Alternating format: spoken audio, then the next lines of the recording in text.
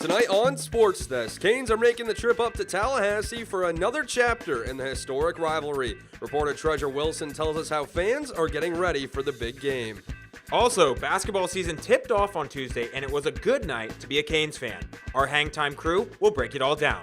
And later on, a Canes tennis duo is climbing up the national ranks. We'll show you their journey to prominence. All that and more, SportsDesk starts right now.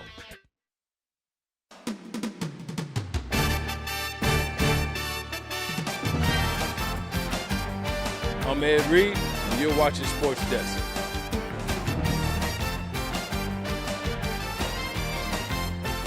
Hi, I'm Jim Kelly, former guy. You're watching SportsDesk. What's up? I'm DJ Williams, and y'all watching SportsDesk.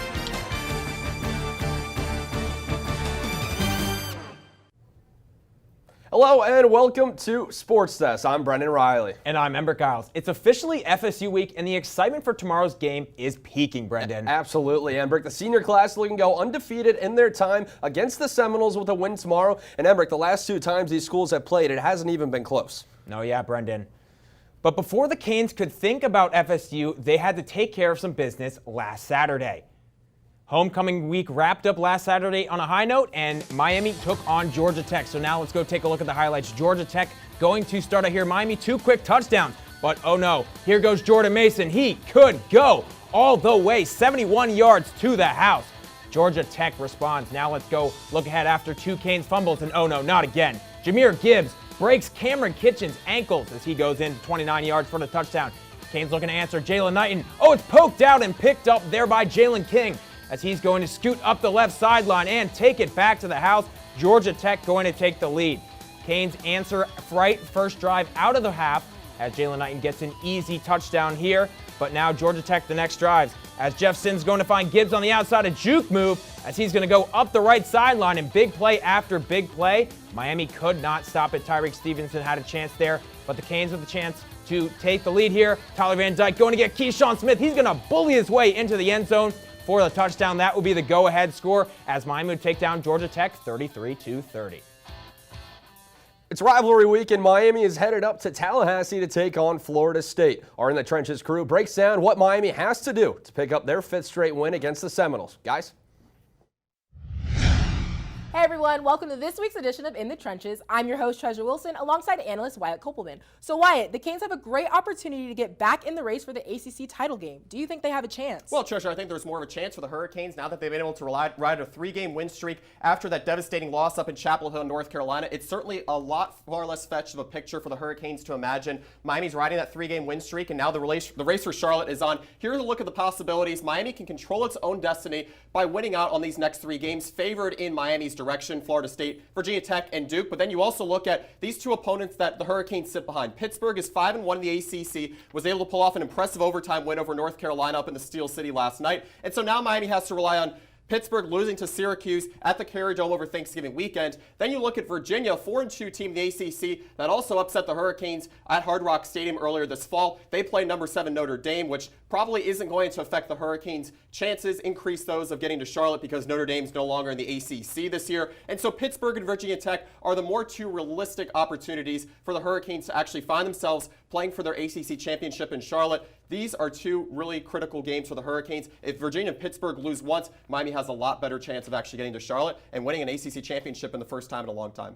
And as we know, Saturday is a very anticipated game, and even Florida State has fluctuated throughout their season. What exactly is Miami facing? Well, I think the Hurricanes are certainly facing a lot more than what they've been accustomed to facing in prior years, Treasure. Besides dual threat Jordan Travis leading the helm for Florida State, they're also looking at Jayshon Corbin and Trayshawn Ward, 2 dynamic running backs that have been explosive in Florida State's attack this season. Trayshawn Ward and Jayshon Corbin have been very dominant, given a lot of ACC teams a lot of problems this season. And as for Miami, you look at what they've had to improve on. Going up to Tallahassee this weekend, they had to try and shut down Jahmyr Gibbs in the running game for Georgia Tech. That wasn't really done to the best of their abilities. And so Travaris Robinson, the defensive backs coach, has had to hammer it home on Green Tree practice field once again. fundamental tackling, not only shouldering but wrapping up guys in the open field. And if the Hurricanes are able to do that, they're going to be able to knock down Tallahassee and the Florida State Seminoles and win for a 6th straight season. And for this historical rivalry, what are your final score predictions for the battle in Tallahassee? Well, lots changed since last year, Treasure. The Hurricanes took it 52-10 at Hard Rock Stadium, essentially in front of no fans, and now Miami goes up to Doak Campbell Stadium in front of a packed crowd. It's going to be hot. It's the best time of college football all season long. Oldest rivalry. I think the Hurricanes win 38-28. Well, that's all the time we have for today. Back to you guys at the desk. When Miami and FSU get together to battle every year, the excitement leading up to the game is unmatched. This game just isn't important for players, but also for the fans. Reporter Treasure Wilson has more on the impact of the huge game. It's FSU week, and the Canes are traveling across state for one of the most anticipated games of the year. A huge moment in our season, a really, really important game for us. Always know it's going to be a battle when you go up to Tallahassee. If Miami wins, this year's senior class will be the first to go undefeated against FSU since 2000 to 2004. 20 years, 30 years down the road, and just, brag and say you beat Florida State 5 years to some other guys that can beat them like twice or once. So that'd be huge. The rivalry dates back to 1951, and Canes and Seminole fans everywhere are ready for Saturday's game. My parents raised me as a Florida State Seminole. We're actually from Miami, so kind of grew up in enemy territory, but I've been to every game for the past 6 seasons, sat in the same spot, getting there 2 hours before every game. So I make sure I get my seat, stay to the end of every game, win or lose. So I'm all in garnet and gold. I bleed garnet and gold all day long. It's been 1,860 days to today since Florida State's beating Miami. So that's been 5 years. So you already know Miami's coming out with the dub this day. We're hot, they're cold, so it's like, we just got that flair and they just don't. So they just trying to steal a little bit of our, swag. Florida State's atmosphere is unlike any other. I mean, obviously we've had a few down years these recent years, but that doesn't stop, diehard fans from coming to the game. And this rivalry wouldn't be a rivalry without the fans' confident predictions. It's a hostile takeover. We're coming. Just be ready. Doak's going to be loud. We're going to bring our A game. A lot of our guys are already hyping up the game this weekend. I mean, if you need extra motivation to play in FSU Miami, then you're in the wrong schools. Reporting for UMTV, I'm Treasure Wilson. Another Miami Hurricane picked up an in-season nomination. Every year, the Ray Guy Award is given out to the nation's best punter, and Canes punter Lou Headley was named a semifinalist for the 2nd straight year. This season, Headley is averaging 45 yards per punt and is 7th in the country in net punting yards. And while Lou is having an outstanding season, Miami is hoping they don't see him too much on the field this weekend against FSU. And still ahead on SportsDesk, Canes Women's Hoops is back in action tonight, and lead reporter Ethan Gainey is live at the Watsco Center to bring us the latest. Don't go away.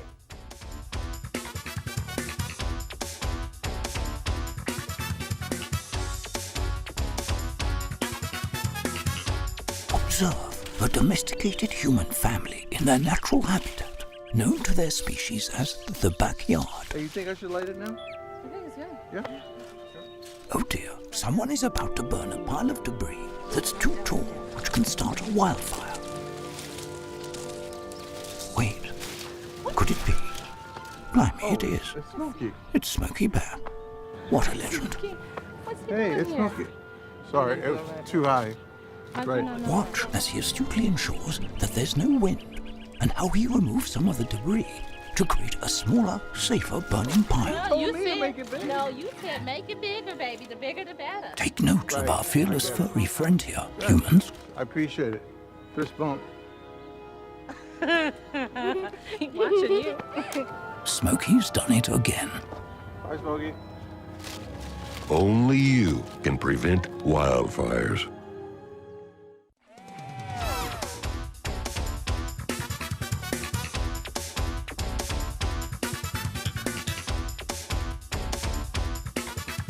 Baseball season might not start until February, but the Canes are staying hot on the recruiting trail. The 2022 recruiting class has been ranked 3rd by Baseball America and 7th by Perfect Game.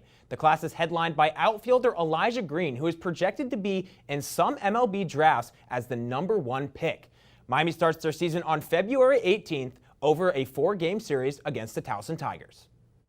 The first signing period of the year came and went on Wednesday, and both hoop squads, well, they made a huge splash. Canes men's hoop picked up 4 four-star recruits, landing on the number 17 recruiting class in the nation and the top class in Florida, according to 24/7 Sports. And on the women's side, Katie Meyer signed her highest-rated recruiting class in her tenure at Miami, coming in at number 7 in the JR All-Star basketball ranking. And staying with basketball, Miami opened up their season on Tuesday against the Canisius Golden Griffins. Reporter Daryl Barnes breaks down Miami's season opener. Charlie Moore opens the scoring. Basketball is back, and while Tuesday night was the official debut for a couple new Canes, the night was all about fans coming back to the Watsco Center for the first time in almost 2 years. Felt great, you know, the fans are the reason why we get so energized, get so hyped. It was so different last year. It's a lot easier when you have, you know, people all in the Watsco cheering for you and giving you the energy that you need. But the fans weren't the only thing to come back for the Canes. Upperclassmen Sam Wardenberg and Rodney Miller both came back from injuries that kept them out for most of last season, and they gave the Canes a big boost in the paint. Goes to his left. You know, Rod came in, gave us 3-4 quick buckets. You know, that was great for us. It definitely helps up our offense. Like I said, it gives us the scoring inside that we need to match the scoring that we get from the outside from all of our guards. Back on media day, the team made it clear that winning was the only thing on their mind. You know, I'm trying to win, you know, as a team, you know, win, you know, make the tournament. You know, if we can win, I feel like, you know, everybody can be in the best situation possible for themselves. Coach Larinaga said if the team wants to go dancing this year, they'll need their bigs to have more nights like Tuesday. One of the things we have to be committed to is getting points both inside and outside. Our guards can really score the ball, but we need some inside scoring. But junior Anthony Walker says the team will need one more thing. We encourage a lot of our fans to come out and support us because we need that. Like, that's something that aids us in our winning. Tuesday's game may have been all about fans returning to the Watsco Center, but the team is looking to make this season all about bringing Miami back to March Madness. Reporting for UMTV, I'm Daryl Barnes. Fans showed up at the Watsco Center on Tuesday night, and Canes hoops did not disappoint. Both men's and women's teams started off the season victorious. The Lady Canes defeating Jackson State 72-67, and the men followed it up with a 77-67 win over Canisius. Our Hurricane Hang Time crew is here to break it all down. Guys. Hello and welcome to Hurricane Hang Time. I'm your host, Tyler Walsh, and I'm here with our analysts, Nick Marino and Andrew Klein. Now, Nick, Canes men's basketball with the win over Canisius on Tuesday at the Watsco Center. And on top of that, an ascending evening for redshirt senior Cameron McGusty, who led the Canes in rebounds and points. Break it down for us. Now, Tyler, first real game for the Hurricanes at home, and they came out on top, 77-67, and as you mentioned, led by redshirt senior Cameron McGusty. He opted to come back to Coral Gables for another year, and in his first game, he put up his third career collegiate double-double. He carried the load offensively and defensively for the Hurricanes. And if the game the other night, Nick, was a book, what is the moral of this story for these guys going forward? Yeah, the moral has to be the play of the big men. Sam Wardenberg and Rodney Miller both impressed. There are some questions about that duo coming into this season. First game, no cause for concern. Wardenberg 10 points and 3 blocks in the starting lineup, and Rodney Miller 8 points on 4 or 5 shooting off the bench. That duo is going to have to play well if they want to pick up their second win of the season tomorrow against UCF. Well, that's definitely a novel I'll be picking up on my next trip to Barnes & Noble. But Andrew, on the other side now, the women narrowly beat out Jackson State a few hours earlier on Tuesday at the Watsco Center. And on top of that, history-making night for Coach Meyer. Tell us about what happened. Yeah, it was a tough-fought game between the Hurricanes and the Tigers on Tuesday night. The Canes able to prevail after a 12-point comeback effort from Jackson State late in the fourth quarter. Miami was led by 2 transfers, Maeva Najaldi Tabdi, as well as Lola Pendande, and a couple of big three-pointers from Kelsey Marshall and Naomi Mbandu late in the fourth quarter helped propel Miami to victory. And quickly now, as they prepare to take on Bethune-Cookman tonight, what is the team going to take with them as they take aim at the Wildcats? Well, one big thing that I took away was the turnovers. Miami had 19 turnovers in that first game against Jackson State. That's a big number. You got to keep possession of the ball to get more shots up, and the more shots they take, the more shots they're going to hit, gives them a better chance to win. Well, we'll be on the lookout for that, but for now, let's take a trip across campus where lead reporter Ethan Gainey is live at the Watsco Center just after tip-off for Canes women's hoops. Tyler, this past Tuesday, Miami basketball head coach Katie Meyer became the winningest head coach in Miami basketball history after the Lady Canes beat Jackson State by a final score of 72-67 on opening day. Now, tonight the Canes are back at the Watsco Center where they're going to look to take on Bethune-Cookman, who also won their opening day game. So I guess that makes it a battle of undefeateds, 1-0s that is. And if the Canes are going to look to go 2-0, I think two players are going to have to repeat performances for them. One being Kelsey Marshall, who had 19 on their opening day game. That led the scoring. She'll have to repeat. The other, Makia Gray, who led the team in assists and had a 6-to-1 assist-to-turnover ratio. And speaking of Makia Gray, our very own Regina Potenza had a chance to sit down with the Canes guard on tonight's edition of Athlete of the Week. Hi, everyone, and welcome to this week's edition of Athlete of the Week. I'm here with Women's Canes basketball player Makia Gray. Makia, thank you so much for joining with us today. You're welcome.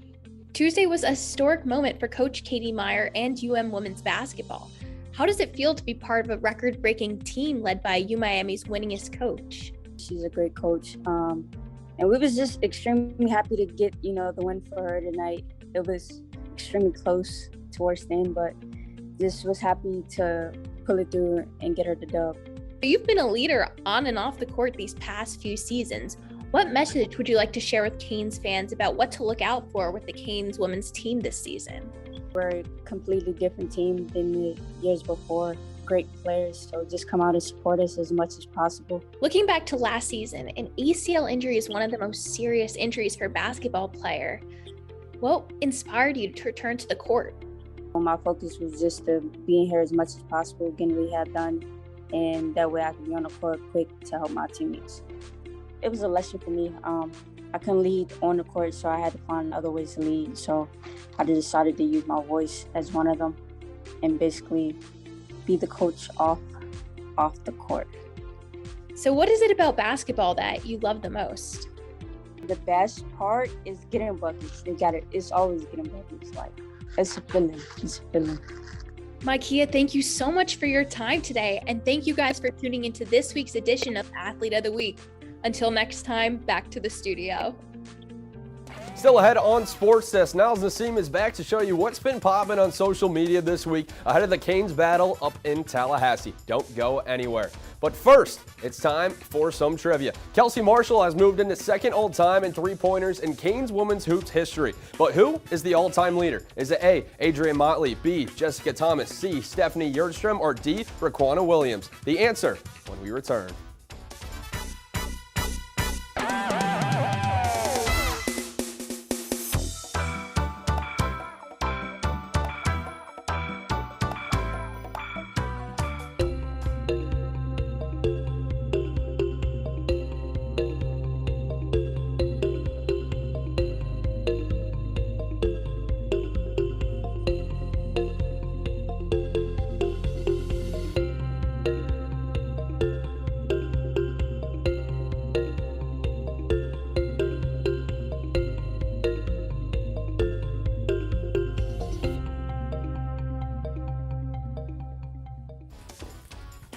So I'm sure ready to see the Canes demolish FSU, but I'm not mad about missing that 8-hour car ride. How about you guys? No way. I'd never do that. Thought about it.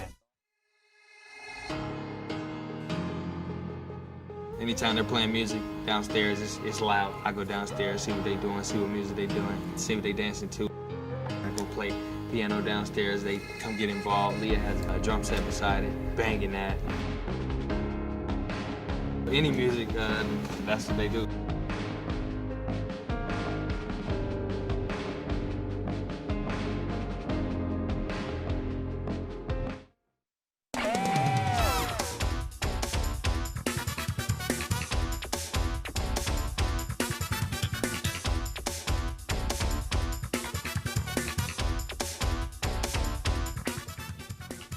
Welcome back. If you guessed D, you are correct. Raquana Williams played in 125 games for Miami over her 4-year career from 2008 to 2012. She knocked down 272 triples in her time for the Canes. Kelsey Marshall sits at 241 three-pointers, closing in on her this year.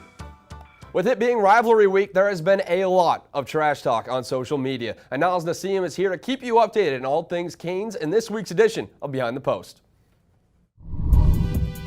Here at SportsDesk, we pride ourselves on being a credible sports show who brings you premium content in a professional and non-biased way. With that being said, it's great to be a Cane, and Tallahassee is about to be UM's domain. You know what to do. Beat FSU. Welcome to the best week of the year, ladies and gentlemen, and I'm glad you're here with me, Niles Nassim, your host for the most. So when you see me on screen, it's time to go behind the post. We got to first shine the spotlight on Miami football for getting white hot as they have turned around their season, winning 3 games straight. Last week's homecoming game featured a 33-30 victory over Georgia Tech. Although the Canes did stumble and had a few fumbles, they got the job done. And as the team wants to keep riding high, they will look to send a Category 5 Hurricane to their heated rivals in FSU this weekend. It's one of the most amazing college football rivalries in history. Since 1951, these teams have rocked the house 65 times, and these two Titans will look to make history again. Kickoff is at 3:30, and you don't want to miss it. Both men's and women's hoops won big in their opener this Tuesday. The men beat Canisius 77-67, and the women won 72-67 against Jackson State. However, this wasn't just any win. With Tuesday's victory, Coach Meyer hit 304 wins, making her Miami's all-time winningest head coach in program history. Congratulations to you, Coach. You deserve it. To infinity and beyond. And lastly, I was told that gratitude is always the best attitude. On Thursday, we celebrated Veterans Day, so we want to make sure we thank all of our veterans in every way. We appreciate the hard work and sacrifice you have given to this country so that we can say we are proud to be an American and bask in the liberties and freedoms that we are granted every day. We love you and we salute you. So this episode is dedicated to you. Remember, be blessed, don't stress. And remember that to all those veterans, celebrate your service because you have earned your rest. I'll see you next week. Miami men's tennis duo Franco Albone and Benjamin Honested traveled to San Diego to close out the fall season at the IAT National Fall Championship. The pair had a rough start to the weekend, but bounced back to bring home the men's double consolation title. Reporter Justin Awakni has a story. As the Miami Hurricanes men's tennis team wraps up their first fall season since 2019, the story of this year's camp has been the dynamic doubles pair of junior Franco Albone and senior Benjamin Honested. After capping off the fall season, securing the Consolation Championship at the ITA Fall Nationals Tournament in San Diego, California, the duo sits at number 11 in the nation. Franco Albone stayed home in Argentina last fall with no season, but mentions how this fall's preparations will call for success this spring. The fall is really important to get to know your teammates because you actually get that connection between your teammates that then makes you, trust in them and they trust in you when you play. Assistant coach Dara Glavin also believes pivotal strides have been made this fall, giving the team newfound confidence and valuable match play experience. Being able to work on things, whether it's teams or certain, individual things that need to be worked on, having that fall to get this time to work with the guys has been great. Getting a bunch of matches under your belt, just building your confidence going into the spring. Just having that fall to work on that, it's been huge. In regard to his chemistry with his 3-year partner Benjamin Honested, Albone says his off-court relationship is what makes them tough to deal with together on the court. Well, I think that our connection outside the court is really strong. We have a great relationship. We met each other probably 3 years ago, and since then we basically start playing together. So at this point, it's basically we have so much trust in each other when we play. On any given day, in any given match, Coach Glavin would put the Hurricanes' 11th-ranked double in the nation against any other. I think they focus a lot more on what they need to do, and I think what they do very well. They're both on the same day, they can beat anybody. So they're a good team together, and we're excited to see what they can do in the spring. With men's tennis closing out the fall on a high note, the team hopes to carry this momentum into their spring season and beyond. Reporting for UMTV, I'm Justin Walkneen. The men are not the only ones making tennis headlines for the Canes. Fourth-year junior Davina Achong led the women's team to success at the Miami Fall Invite. The Netherlands native earned the highest-ranked victory of her career, defeating Duke's Georgia Drummy and the former top 200 WTA player, Barry University's Denise Kazan. The Lady Canes finished the weekend with a 15-8 record, winning all 7 of their matches against Barry, the 4-time reigning Division II national champions. Coming up on Sports Desk, the Florida Panthers aren't the only team here in South Florida. Gabby Petrone has the story when we return.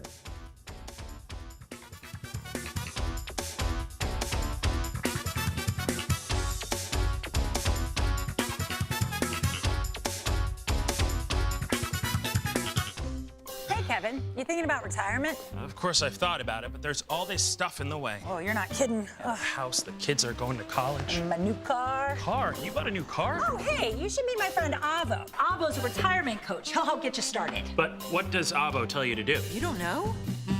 Focus on your future. Your goals can still be met. But how? Target your tomorrow and use the Avo bet. You sing? Not really. A is for taking action. Start off with a plan. You built these letters? Yep. V is for variety. There's so many ways you can. I follow you. Come on. O's for optimize your savings. Let Avo lead the way. Visit aceyourretirement.org today. Nice sign. Thanks, I made it myself. Cool.